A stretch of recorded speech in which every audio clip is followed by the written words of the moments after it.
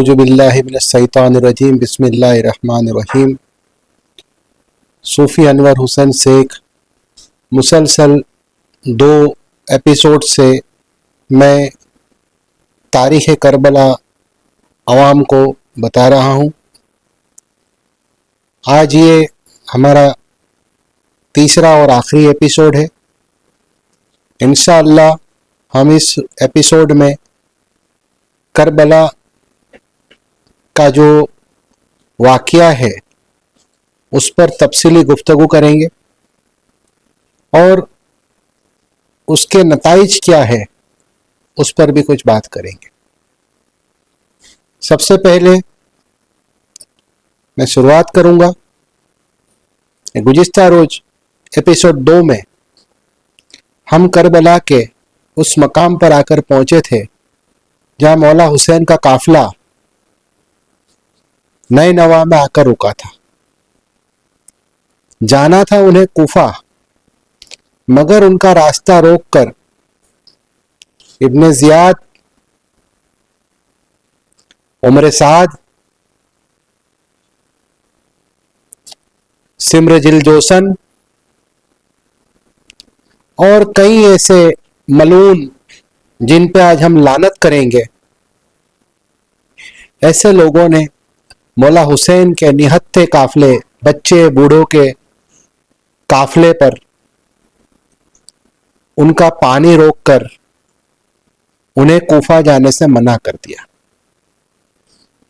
مطالبہ وہی تھا کہ آپ یزید بن معاویہ کے ہاتھ پر بیعت کر لیجیے۔ حق اور باطل کی یہ جنگ تھی۔ یزید بن معاویہ نے اس دور میں یہ عام کر رکھا تھا کہ محمد بن عبداللہ یعنی کہ ہمارے نبی صلی اللہ علیہ وسلم پر کوئی وحی نازل نہیں ہوتی تھی۔ یہ بنو ہاشم نے اپنا اقتدار حاصل کرنے کے لیے یہ نبوت کا جھوٹا معاذ اللہ ڈھونگ رچایا ہے۔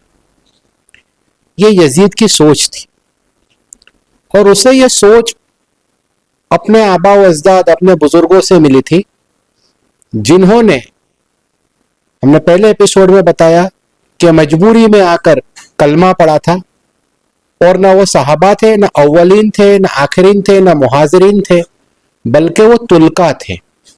جب ہجرتی صحابہ کا دور فتح مکہ کے بعد جب ختم ہوا، مہاجرین کا دور جب ختم ہوا، تب وہاں سے آخری جب لوگ دستے کے دستے پورے اسلام میں شامل ہونے لگے تو انہیں شریعتاً انہیں تلقا کہا گیا۔ یہ وہ تلقا تھے جو اپنی اقتدار کی ہوس میں، لالچ میں اسلام میں جڑے تھے۔ وہی ہوس کا نتیجہ معاویہ بن ابی سفیان بھی تھا اور اس کا بیٹا یزید بن معاویہ بھی تھا۔ خلافت کو انہوں نے پامال کرتے ہوئے اپنی ملوکیت کا آغاز کیا، اور اس دور ملوکیت میں ہزاروں صحابہ، ہزاروں تابعین، ہزاروں تبع تابعین اس میں شہید ہوئے۔ انہیں کوئی فرق نہیں پڑتا تھا، صرف انہیں حکومت کا اقتدار چاہیے تھا۔ تو حکومت کے اقتدار حاصل کرنے کے لیے انہوں نے یہ سارا کھیل رچایا، اور محمد بن عبداللہ کو یعنی کہ ہمارے نبی صلی اللہ علیہ وسلم کو کبھی انہوں نے قبول نہیں کیے۔ ایز اے رسول، نبی انہوں نے کبھی قبول نہیں کیے۔ یہ بنی ہاشم یعنی کہ بنو ہاشم جو قبیلہ ہے، جس کے خاندان میں سے ہمارے نبی، آخری نبی اس میں سے اللہ نے انہیں چنا تھا، تو ان کا یہ بنی امیہ کے خاندان کا یہ ایک تہمت تھی، کیونکہ اس دور میں کعبۃ اللہ کی جو نظامت اور جو ان کا پاور جو تھا وہ کعبۃ اللہ کے اوپر ان کا اقتدار تھا، اور کئی گھڑی گھڑائی انہوں نے وہاں پہ روی سے شروع کی تھی، من گھڑت پوری کعبۃ اللہ پہ. تو وہاں سے اقتدار کھونے کے بعد یہ اقتدار پانے کی جو ان کی ہوس تھی، وہ اس ہوس کا سب سے بڑا اگر کوئی رکاوٹ تھی تو حسین بن علی تھے، کیونکہ اس کے پہلے حسن ابن علی کو شہادت کا جام نوش فرمانا دیا تھا، اور وہ بھی اپنی بیوی کے ذریعے انہیں زہر دلایا گیا. زودہ بن اسس کندی، اس کے ذریعے سے زہر آلود آپ کو دودھ پلایا گیا. اس سے پہلے مولا کائنات مولا مشکل کشا کرم اللہ الوجہ الکریم پر بھی ابن ملجم نام کے ایک لعین نے زہر آلود تلوار سے رمضان کے 19ویں چاند سجدے میں فجر کی نماز میں حملہ کیا تھا، اور 21 رمضان کو آپ کو شہادت کا جام نوش فرمایا. تو ان کی رکاوٹ جو تھی اب حسین ابن علی تھے، کیونکہ نبوت کے تاجدار سرورد عالم صلی اللہ علیہ وسلم کے خاندان میں اگر کوئی بزرگ رہا تھا اس دور میں تو حسین ابن علی تھے. تو یہ حسین ابن علی اگر جب تک یہاں پہ گشت کرتے یا اپنے اقتدار میں ہے تب تک ان کی منمانیاں نہیں چلتی تھی. یہ یزید کے بارے میں بہت ساری باتیں عام ہیں، تاریخ کی کئی کتابیں موجود ہیں جس میں وہ ایک بندر پالتا تھا، اور بندر کا نام بھی ابو قیس تھا. بندر کے ذریعے وہ اپنے چمچوں کو حکم دیتا تھا اور بندر کے ساتھ گشت کرتا تھا، گھوڑ دوڑ کرتا تھا. کافی اس کے ایسے جرم تھے جو شریعتاً اسلام کے اندر کوئی بھی عام مسلمان بھی اسے نہ نہیں کہہ سکتا کہ یہ شریعت کے اندر ہے. سارے کام شریعت کے خلاف ہوتے تھے. باقاعدہ تاریخ لکھتی ہے کہ قرآن کریم پر اپنے جب تاج پر و تخت و تاج پر بیٹھتا تھا تو قرآن کریم کو ہاتھ میں لے کر اس کے اوپر شراب کا گلاس رکھتا تھا. نعوذ باللہ من ذالک. یہ میں نہیں کہہ رہا، تاریخ کہہ رہی ہے، تاریخ کہہ رہی ہے. ایسے یزید کے دفاع کرنے والے لوگ،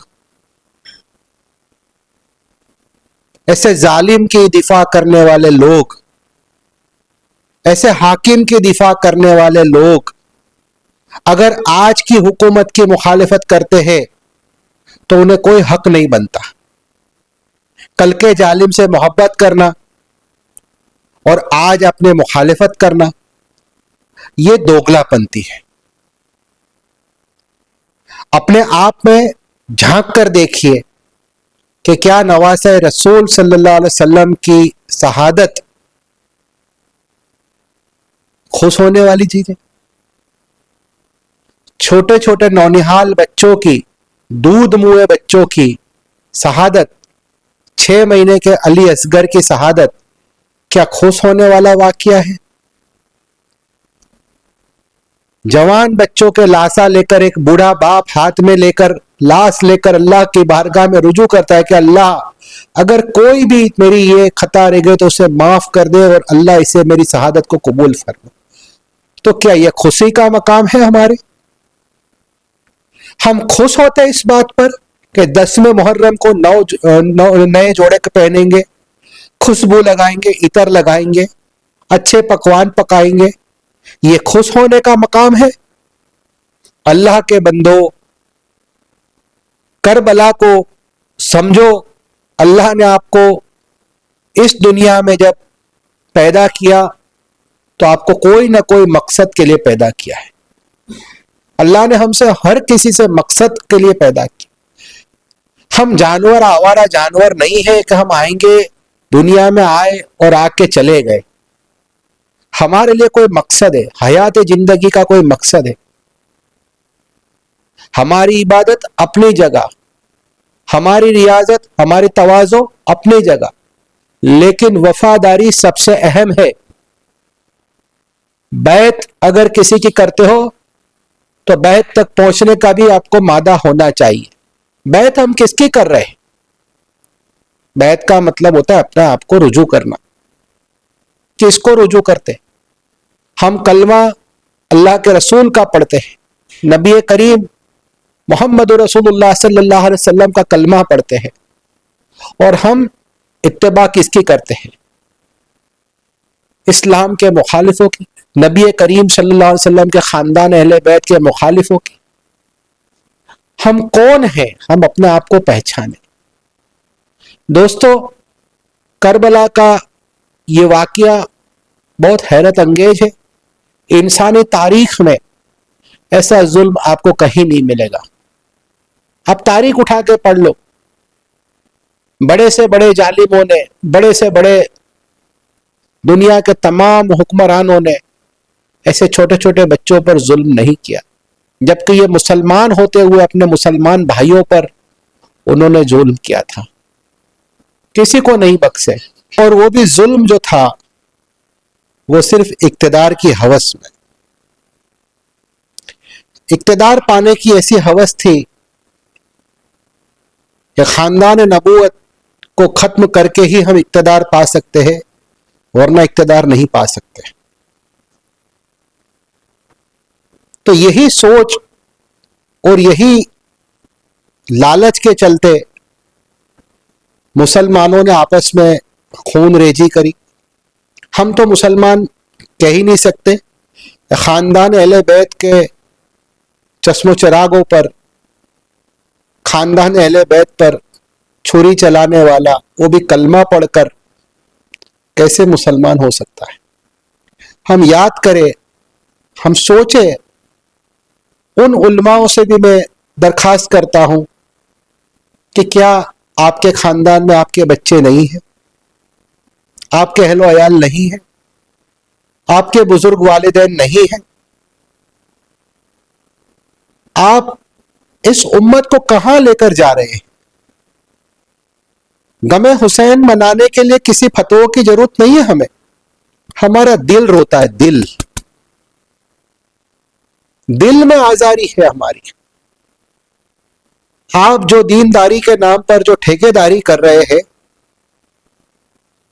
واللہ آپ سے خدا را آپ سے دریافت کرتا ہوں, واللہ آپ سے خدا را آپ سے التجا کرتا ہوں کہ یہ فتنے فسادوں میں امت کو مت برپا کیجیے. آنے والا وقت بہت خراب وقت آ رہا ہے. اس امت کو رہنمائی کی ضرورت ہے.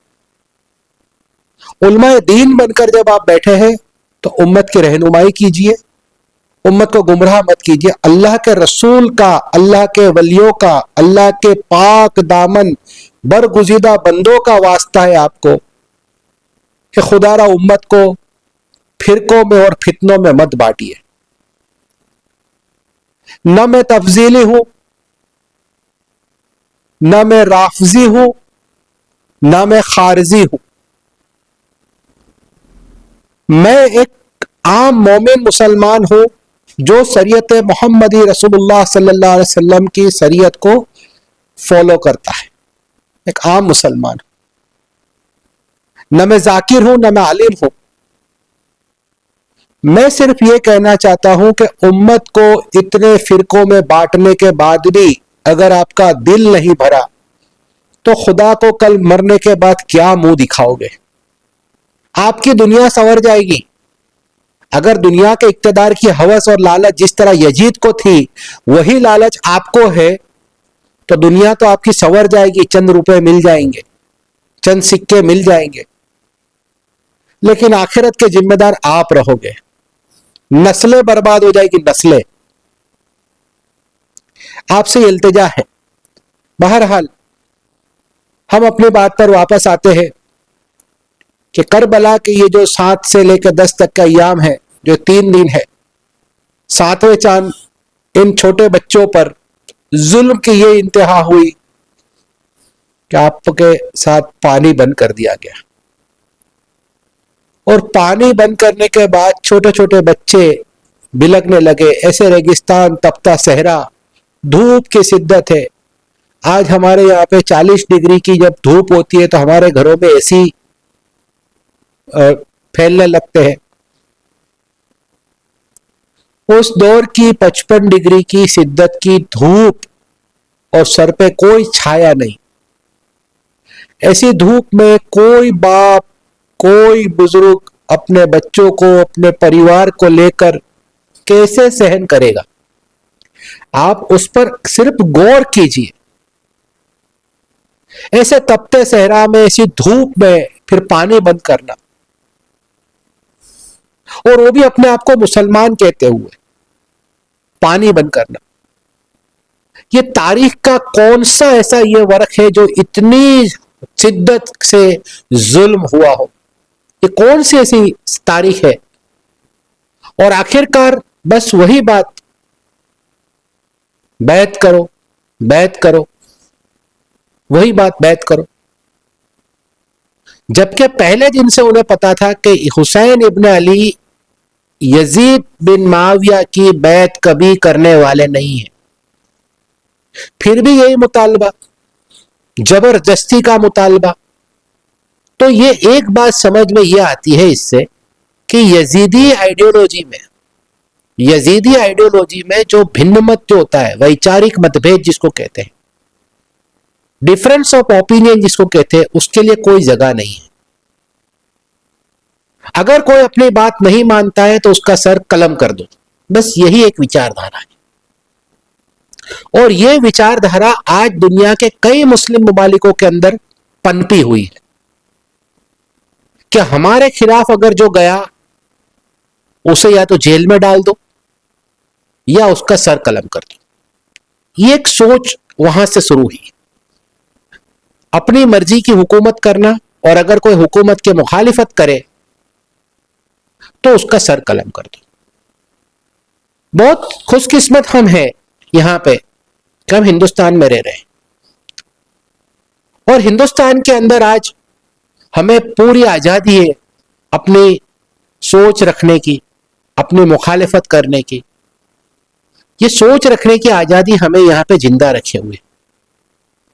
اگرچہ یہی حکومت کے اندر ہم یہ رہتے تو مخالف سوچ ہم سوچ سمجھ نہیں سکتے تھے. تو حسین ابن علی کا جو مطالبہ تھا بیعت کا، وہ ان سے کبھی ہو نہ سکا. اور اللہ کی راہ میں جب طے ہو گیا کہ نہیں، ہم اس کو بیعت کو ہم نہیں چنیں گے، ہم لڑ لیں گے، تب یہ معاملہ پیش آیا. کربلا کا پورا معاملہ بڑی شدت سے، بڑی اس سے چھوٹے چھوٹے بچے، ننیحال، مولا علی اکبر، مولا علی اصغر، شکینہ بنت شیر بانو، شکینہ بنت حسین علیہ السلام، چھوٹے چھوٹے طفلین، بچے، بوڑھے، نوجوان، بڑی ہی بہادری سے ان یزیدی سینا کے سامنے لڑے. کم و بیش 22,000 سے زیادہ کا لشکر ان 72 نہتے لوگوں پر مسلط کیا گیا تھا. مولا عباس جیسے لوگ، جیسے اصحاب، جیسے بھائی، بڑی بہادری سے لڑے، اپنے بچوں کے لیے، اپنے پریوار کے لیے، اسلام کی بقا کے لیے لڑے. کہ اگر یہ شریعت یزید اگر لاگو ہو جاتی ہے تو اسلام جو محمد رسول اللہ صلی اللہ علیہ وسلم نے جو اسلام کا سبق دیا ہے وہ ختم ہو جاتا، شراب عام ہو جاتی. ایک بات اور میں آپ سے جوڑنا چاہوں گا کہ یزید بن معاویہ کے باپ معاویہ بن ابی سفیان نے اپنے دور حکومت میں شام میں، سیریا میں، جمعہ کی جگہ بدھوار کے دن ممبر سے خطبہ دینے کا، جو جمعہ کی چھٹی ہوتی ہے، جو جمعہ ہوتی ہے، جمعہ پڑھائی تھی بدھوار کے دن. تاریخ ہے.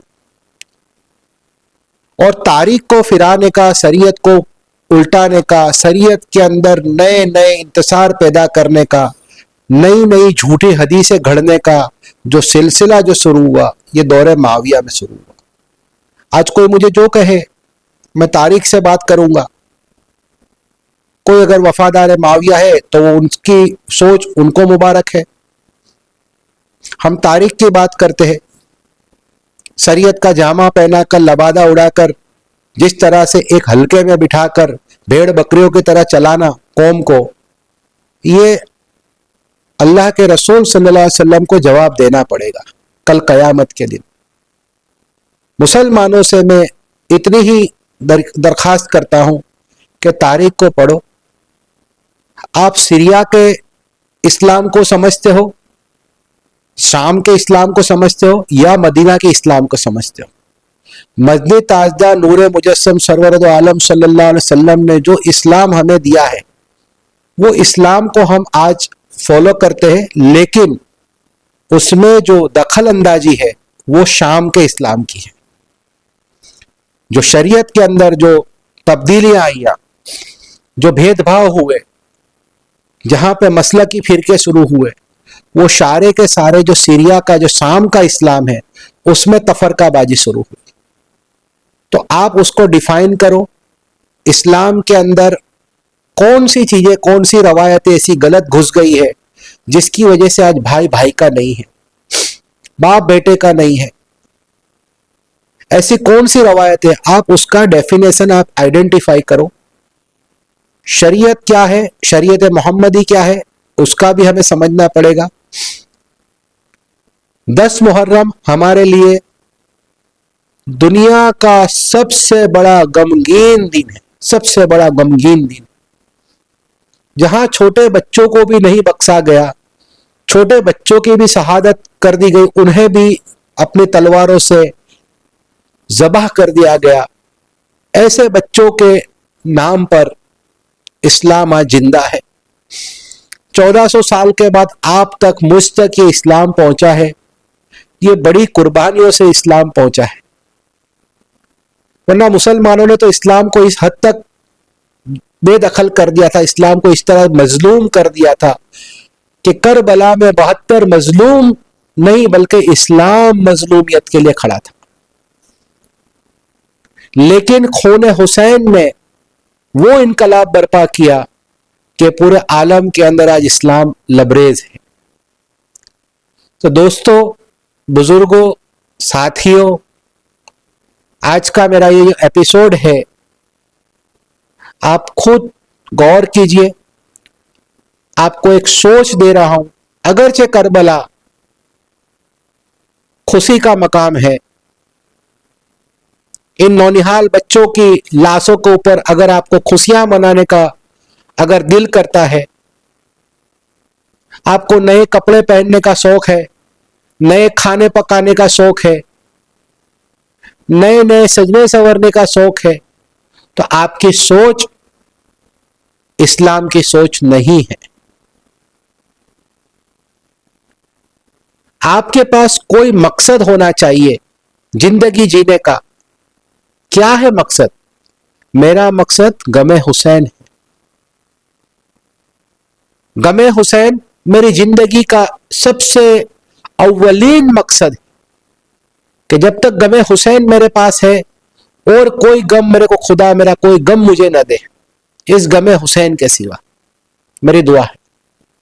और आज मैं इन जालिमों के सामने, इन जालिमों के मुकाबले में, इन जालिमों की खिलाफ में आज हुसैनी होने का फख्र महसूस करता हूं। जिन्हें यजीदी सोच पे चलना है, उन्हें उनकी सोच मुबारक। हम हुसैनी हैं, हुसैनी रहेंगे। अल्लाह हमारी नस्लों को हुसैनी रखे।